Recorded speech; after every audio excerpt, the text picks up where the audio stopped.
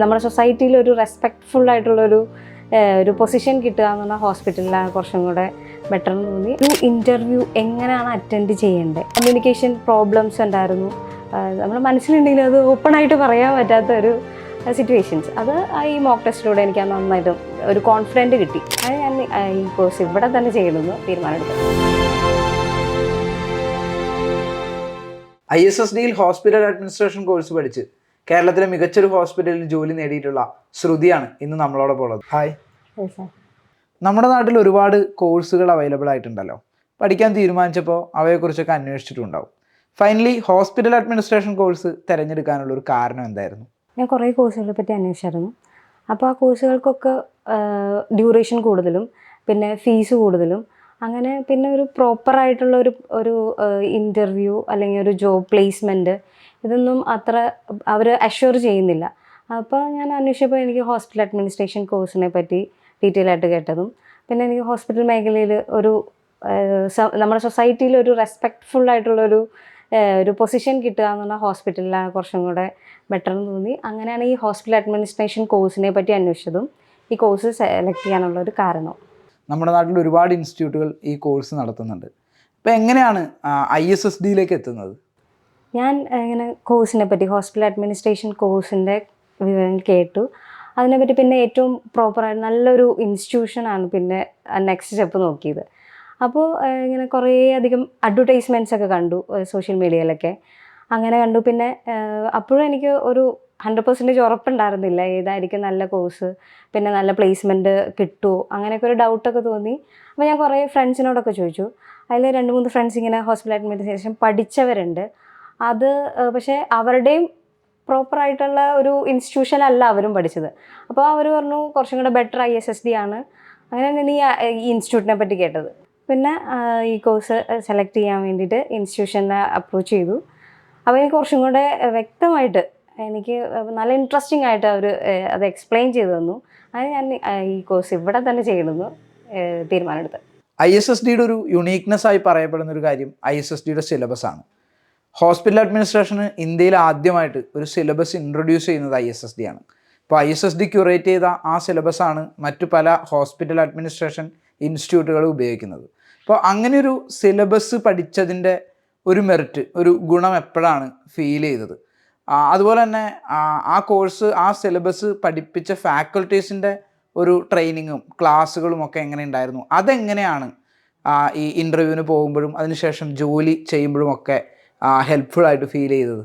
പെട്ടെന്ന് മനസ്സിലാക്കാൻ പറ്റും. അത് നമുക്ക് ഒറ്റ ക്ലാസ്സിൽ തന്നെ, അത് ഒരു കുറേ ടൈം എടുക്കുകയും വേണ്ട, ഈസി ആയിട്ട് മനസ്സിലാക്കാൻ സാധിക്കുന്ന വേർഡ്സും എക്സ്പ്ലനേഷൻസും. അത് ടെക്സ്റ്റ് ബുക്ക് ആണെങ്കിലും പിന്നെ ഓൺലൈൻ ക്ലാസ്സസ് ആണെങ്കിലും അത് എടുത്ത് ആ ക്ലാസ്സസ് എക്സ്പ്ലെയിൻ ചെയ്ത് തന്ന ഫാക്കൽറ്റി മെമ്പേഴ്സ് ആണെങ്കിലും വളരെ സിമ്പിളായിട്ട് നമുക്ക് മനസ്സിലാകുന്ന രീതിയിലാണ് ക്ലാസ് എടുക്കുന്നത്. അപ്പോൾ അതിങ്ങനെ കാണാതെ പഠിക്കേണ്ട ആവശ്യം വരുന്നില്ല. ആ ഒറ്റ തവണ വായിച്ചു കഴിഞ്ഞാൽ തന്നെ അത് നന്നായിട്ട് മനസ്സിലിരിക്കുന്നുണ്ട്.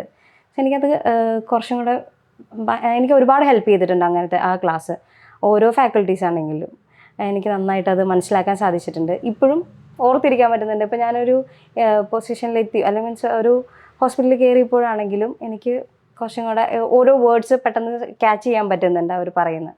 സോ നല്ല സിലബസാണ്. ആൻഡ് അത് എക്സ്പ്ലെയിൻ ചെയ്യുന്ന രീതിയാണെങ്കിലും ക്ലാസ് എടുക്കുന്ന രീതിയാണെങ്കിലും ഈവൻ റെക്കോർഡഡ് ക്ലാസ് ആണെങ്കിലും ഓൺലൈൻ ക്ലാസ് ആണെങ്കിലും അത് നന്നായിട്ട് മനസ്സിലാവുന്നുണ്ട്. ക്ലാസ്സസൊക്കെ ഒരു ഡയറക്റ്റ് നമ്മൾ ക്ലാസ്സിൽ ഓഫ്ലൈൻ ക്ലാസ്സിൽ പോയിരിക്കുന്ന ഒരു ഫീൽ തന്നെയാണ് ആ ഓൺലൈൻ ക്ലാസ്സസ് അറ്റൻഡ് ചെയ്യുമ്പോഴും കിട്ടുന്നത്.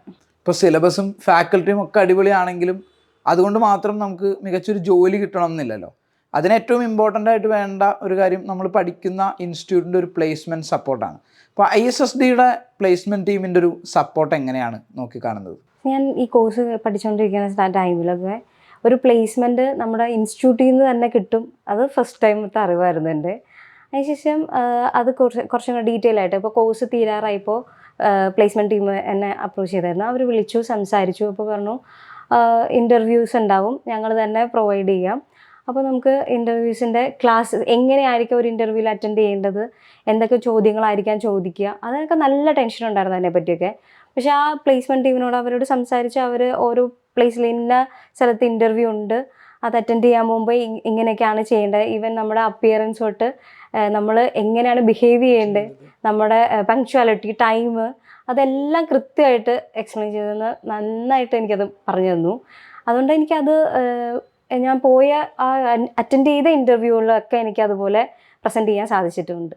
പ്ലേസ്മെൻറ്റ് സപ്പോർട്ടിന് പുറമെ വേറെ എന്തൊക്കെ അഡ്വാൻറ്റേജസ് ആണ് ISSDയിൽ പഠിച്ചതിൻ്റെ ഭാഗമായിട്ട് കിട്ടിയിട്ടുള്ളത്?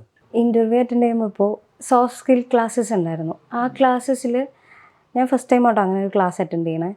ആ ക്ലാസ്സിൽ ഒരു ഇൻ്റർവ്യൂ എങ്ങനെയാണ് അറ്റൻഡ് ചെയ്യേണ്ടത്, ആ ഇൻ്റർവ്യൂവിന് നമ്മൾ പോകുമ്പോൾ നമ്മൾ റെസ്യൂം തൊട്ട് നമ്മൾ പഠിച്ച നമ്മുടെ ക്വാളിഫിക്കേഷൻസ്, നമ്മുടെ ഓരോ സ്കിൽസ്, ഈ കാര്യങ്ങളൊക്കെ എങ്ങനെയാണ് ഒരു പ്രോപ്പർ വേയിൽ അല്ലെങ്കിൽ ഒരു റെസ്യൂമിൽ എങ്ങനെയാണ് അത് പറയേണ്ടത്, അല്ലെങ്കിൽ എങ്ങനെയാണത് റെസ്യൂം തയ്യാറാക്കേണ്ട രീതി, അതെല്ലാം ആ ക്ലാസ്സിലൂടെ എനിക്ക് മനസ്സിലായി.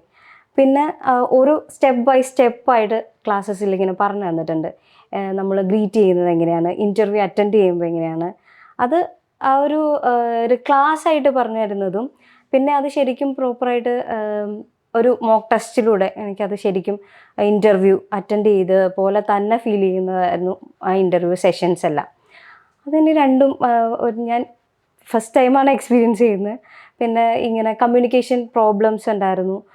നമ്മുടെ മനസ്സിലുണ്ടെങ്കിൽ അത് ഓപ്പണായിട്ട് പറയാൻ പറ്റാത്ത ഒരു സിറ്റുവേഷൻസ്, അത് ഈ മോക്ക് ടെസ്റ്റിലൂടെ എനിക്ക് നന്നായിട്ട് ഒരു കോൺഫിഡൻറ്റ് കിട്ടി. അത് എങ്ങനെ സംസാരിക്കാൻ വേണ്ടിയിട്ടും ആ ഒരു ടെൻഷൻ മാറി കിട്ടി. എങ്ങനെയാണ് ഇൻ്റർവ്യൂ അറ്റൻഡ് ചെയ്യേണ്ടത്, ഒരു പ്രോപ്പർ വേയിലൂടെ ഇൻ്റർവ്യൂ അറ്റൻഡ് ചെയ്യുന്നത് എങ്ങനെയാണെന്ന് ആ മോക്ക് ടെസ്റ്റിലൂടെ എനിക്ക് മനസ്സിലായത്.